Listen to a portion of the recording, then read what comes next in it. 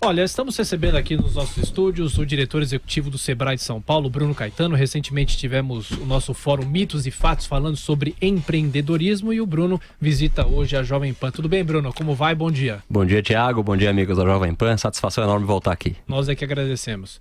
Ô Bruno, o fim de ano chegando, os postos de trabalho voltando a se abrir, a pergunta é se as pessoas que vão ser contratadas nesse fim de ano vão ficar nos postos de trabalho.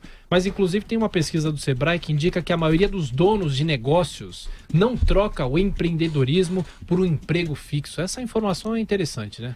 Verdade, Thiago. A gente está vivendo um momento de instabilidade no emprego, né? Tem alguns indicadores já ligeiramente positivos, mas nada que a gente possa comemorar muito. E muita gente busca a sua segurança no empreendedorismo, né? Aliás, muita gente só tem no empreendedorismo a sua única oportunidade hoje de conseguir trazer sustento para si ou para sua família.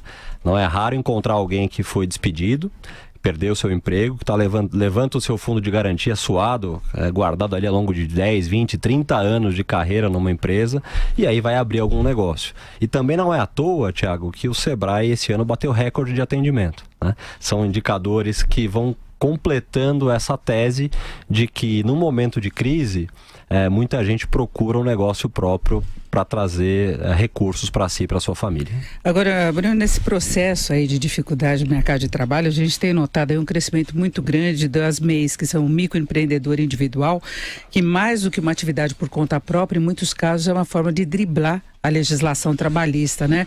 E foi, assim, um recorde, 78,5% da abertura de empresas deste ano. A figura do MEI é uma figura interessante no Brasil. Ela foi criada em 2004 ou 2005, nasceu com uma ideia paulista, depois ela foi nacionalizada. E é um sinal muito claro que a sociedade brasileira dá para os governos de que basta facilitar as regras, basta desburocratizar a legislação que as pessoas respondem, né? Por quê? Porque hoje, para abrir uma empresa individual, basta você ir à internet, ao portal do empreendedor, que é o portal do empreendedor.gov.br, você faz lá a sua inscrição e naquelas prefeituras, ainda não são muitas, mas uma parte já está integrada ao portal, você já consegue sair com o seu CNPJ na hora. Então imagina, falar aqui no Brasil, você pode abrir sua empresa na hora, pagar mais ou menos R$50 por mês de contribuição, de imposto, de tributo, né? É um tipo de tributo que se chama contribuição, que inclusive você acaba levando recursos para sua própria aposentadoria, porque você paga o INSS nessa contribuição. Então você fala, puxa, esse negócio não existe no Brasil. Abrir empresa na hora, pagar R$50 por mês de imposto, não tem, mas tem. Então não é à toa que mais de 5 milhões, 6 milhões e meio de pessoas, desde que a legislação foi criada, acabaram aderindo a esse programa, que é um programa interessante, né? Agora, ele ainda é muito insuficiente para a gente dar conta das necessidades dos empreendedores brasileiros. E os empregos para esse fim de ano? Como é que as micro e pequenas empresas estão fazendo para conseguir abrir postos de trabalho? Porque a economia está voltando a se aquecer, né, Bruno? Tiago, tá sim. A gente agora entra numa fase dos chamados empregos temporários, né? Entra aí as festas de fim de ano, principalmente o Natal, e as pessoas vão sendo absorvidas aí. E a grande dúvida das pessoas é assim, puxa, será que o meu emprego temporário tem chance de virar um emprego definitivo para 2018? Na verdade, o sonho de muita gente. A gente espera que a economia continue dando sinais positivos de crescimento. Não dá para dizer com certeza ainda que 2018 vai ser muito melhor do que 2017. No entanto, as últimas pesquisas do Sebrae revelam que nos últimos 4 ou 5 meses, nós acabamos de divulgar a última pesquisa, as micro e pequenas empresas do estado de São Paulo têm experimentado um aumento de faturamento em relação ao mesmo período do ano passado. Veja, não estou aqui querendo fazer nenhum tipo de festa otimista, porque se a gente comparar esses mesmos indicadores com o ano retrasado, a gente está ainda muito atrás, né? Precisamos recuperar muito. É como se fosse uma corrida de Fórmula 1 e o nosso carro ficou parado no box umas 2 ou 3 voltas. Falta recuperar umas 2 voltas pelo menos para a gente chegar ao ponto inicial que essas empresas estavam há 2 anos atrás. Mas é verdade também que a gente já parou de piorar, né? Se a gente quiser resumir, parou de piorar. Então, a pessoa que for contratada esse ano pode ter sim alguma chance de converter o seu emprego temporário para um emprego definitivo em 2018. Vocês têm números do índice de sobrevivência dessas empresas? Temos, Joseval, e tem melhorado. Ainda não temos um indicador mais recente que pega o auge da crise, mas de cada 100 empresas abertas no estado de São Paulo, 23 não completam 2 anos de vida. Essa é a taxa de mortalidade. E é um índice pequeno, grande, médio? É um índice que estava caindo, mas esse é o dado pré-crise, né? O dado pós-crise, a gente deve consolidá-lo ainda no final do ano. Talvez haja uma reversão desse dado, de modo que as empresas acabem falindo ou fechando numa proporção maior do que a gente estava esperando. Mas é um dado que é preciso ser comemorado sim no Brasil, porque esse dado era muito alto, passava de 60%, reduziu para menos da metade, e isso se deve ao maior preparo desses empreendedores. Não é à toa que a gente pega essa informação de empresas que fecham ou que continuam abertas depois de 2 anos, e a gente compara com a motivação que a pessoa abriu a empresa. Então, se aquela pessoa abriu por oportunidade, que é o conceito que a gente usa, que é quando a pessoa se prepara, planeja, essa pessoa tem mais chance de dar certo. E no atacado, mais gente no Brasil, até antes da crise, abria empresa por oportunidade. Então é razoável esperar que os resultados de mortalidade de empresas sejam menores, quando as pessoas abrem mais por oportunidade do que por necessidade. Infelizmente, com a crise, essa tendência se reverteu na motivação, e as próximas pesquisas devem mostrar que o fechamento de empresas aumentou no Brasil. E tem a questão do Simples também, que aliás é uma reivindicação do Sebrae, que as empresas têm alguma oportunidade de parcelamento, como aconteceu com relação ao Refis, porque a gente tem um número grande de empresas que acabam sendo desenquadradas por não conseguir honrar os compromissos tributários, e ainda há mudanças previstas para o Simples também, em relação a alíquotas, em relação ao faturamento, não é, Bruno? Isso. A gente tem brigado muito com o governo federal para fazer a revisão do Simples. E essa revisão se deu ainda no começo desse ano, no ano passado, mas com a previsão de entrada em vigor só para 2018, né? O que é uma pena, porque se essas revisões já tivessem sido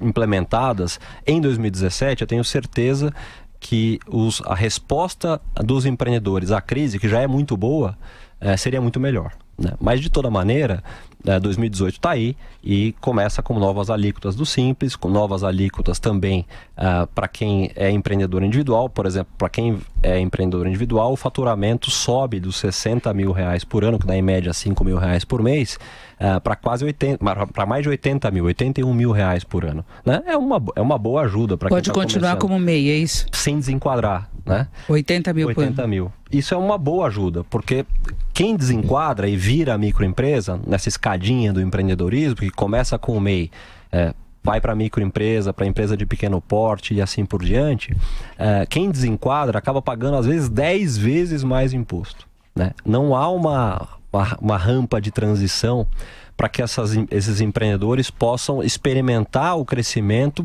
com uma tributação mais suave. Então, permanecer no mesmo enquadramento é muito importante para essas empresas. Aliás, chega a ser decisivo, né? Muita gente acaba fechando quando cresce, o que é uma contradição, o que mostra quão pernicioso pode ser o poder público quando ele não olha com cuidado para essas empresas. E o faturamento Simples vai ficar como? Vai para 4,5 milhões também. Então sai de 3.600 para 4,5 milhões. A alíquota diferenciada? A alíquota diferenciada, e há uma redução de uma das faixas. Então, há para alguns setores da economia, como por exemplo a área de tecnologia, uma redução de carga tributária, especialmente para quem emprega mais. Agora, essa é uma coisa que parece... É até curioso dizer isso, né? Mas o Simples não é tão simples assim. Então, para a gente explicar o Simples no ar, precisaria de 40, 50 minutos falando de cada faixa. Então, quem está nos ouvindo e tem interesse de saber como é que fica o seu caso para 2018, a nossa recomendação é marcar uma consulta com o Sebrae para que a gente possa estudar caso a caso e mostrar a melhor faixa de tributação. Aliás, eu queria só aproveitar uma coisa, Thiago, que ele falou de procura do Sebrae, que eu já tive vários ouvintes questionando isso. Como é que se pode ter a assessoria do Sebrae para administração melhor? Porque muita gente ainda está no sufoco, né? As empresas com dificuldade de pagamento, movimento mais fraco. Como é que consegue essa orientação? Qual o caminho, Rei? Não só em São Paulo, né? O Sebrae é uma entidade nacional, está estruturada no Brasil todo, e aqui em São Paulo, até pelos recursos que a gente tem, sem dúvida nenhuma, talvez a unidade mais bem estruturada. A gente tem hoje aqui mais de 1.200 consultores espalhados no estado todo, que fazem tanto o atendimento presencial, né, vai até a empresa, como também o atendimento remoto, pela internet, pelo telefone, e 95% desses atendimentos são gratuitos. E quando há algum tipo de contrapartida financeira, ela ainda é subsidiada. Então, quem for pagar por algum serviço acaba pagando o equivalente a 20% do custo real. Isso é quando a gente fala, inclusive, de produtos que o Sebrae tem que contratar junto a terceiros, né? Porque aquilo que o Sebrae presta diretamente é tudo gratuito. E como é que faz para acessar o Sebrae? Visitando uma das nossas unidades, tem escritórios em mais de 30 cidades do estado, e também pelo 0800, que é o 0800 570 0800. Fazendo a ligação para nós, a gente marca primeiro um diagnóstico, a gente faz um check-up dessa empresa para ver qual o grau de maturidade nos diversos quesitos, finanças, planejamento, marketing e assim por diante, e a partir daí é desenvolvido um plano de trabalho, item a item, para que essa empresa vá melhorando ao longo do tempo e que ela possa se estruturar. Agora, o que é muito importante é que as pessoas passem a enxergar entidades como o Sebrae não como um hospital de empresas, mas como uma escola de empreendedorismo. Porque se você enxergar essas instituições como um hospital de empresas, muitas vezes, quando você vai procurar essas instituições, a sua empresa já está tão deteriorada que vai ser muito difícil obter uma recuperação. Então, sempre procurar se preparar, sempre procurar informação. Ô Bruno, para a gente fechar a nossa conversa, uma vez eu entrevistei você e você falou uma coisa que até hoje eu não esqueço, que a pessoa que acha que vai abrir uma microempresa, uma empresa própria, achando que vai trabalhar menos, está redondamente enganada. E uma outra questão é se a pessoa precisa de um dinheiro, de um financiamento. Pega com um parente ou pega com o banco? Primeiro, sobre trabalho. Empreendedorismo não combina com preguiça, né? Isso definitivamente. Muita gente, pelo contrário, as pessoas vão trabalhar mais, né? Mas também tenho certeza que aquelas que são vocacionadas para ter os seus próprios negócios vão trabalhar com mais satisfação, né? Vão trabalhar naquilo que gostam, vão poder exercer a sua criatividade em cima daquele negócio, inventando um novo produto, atendendo bem o seu cliente. Isso, para quem tem vocação, traz muita satisfação. E é claro que ao longo do tempo as pessoas vão se organizando, se estruturando, tendo funcionários, organizando aí as escalas na sua empresa e conseguem ter uma vida mais tranquila. Mas no começo, via de regra, é bem difícil, é bem complicado e exige também muito sacrifício. Na questão do crédito, essa sem dúvida nenhuma é uma questão central no país, né? A gente costuma dizer que o banco só empresta para quem não precisa. Quem de fato precisa de recurso hoje no Brasil tem muita dificuldade de obter financiamento. Como é que a gente tem tentado driblar isso? Criando programas próprios. O Sebrae, por exemplo, criou um programa dedicado ao empreendedor individual, chamado Super MEI. E nesse programa, em parceria aqui com o governo de São Paulo, a gente oferece uma linha de crédito de até R$25 mil a juros zero. Juros zero. Vou repetir.